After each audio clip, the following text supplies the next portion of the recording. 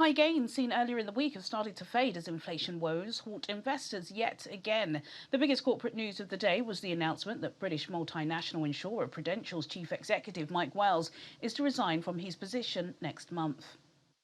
Astrazeneca has reported a surge in revenue for the fourth quarter, boosted by sales of its COVID vaccine and the $39 billion acquisition of the American rare diseases drug maker Alexion.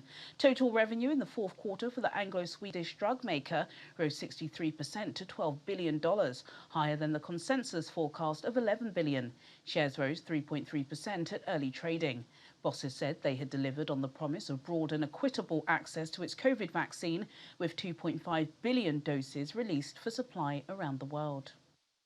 Consumer goods giant Unilever has announced to investors that it is facing £2.95 billion of higher input costs over the course of this year due to record high levels of inflation.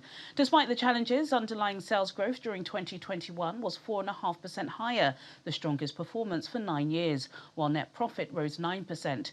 The firm forecast higher sales but lower margins this year as it grapples with rising prices across supply chains.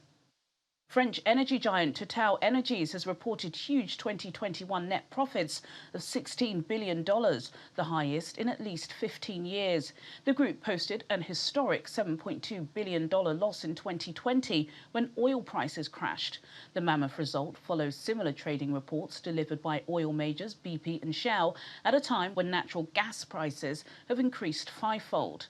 Once known as Total, the company changed its name last year to show that it was not just an oil and gas business, as it is diversifying into renewable energies. Those are your main stories from London at close of business.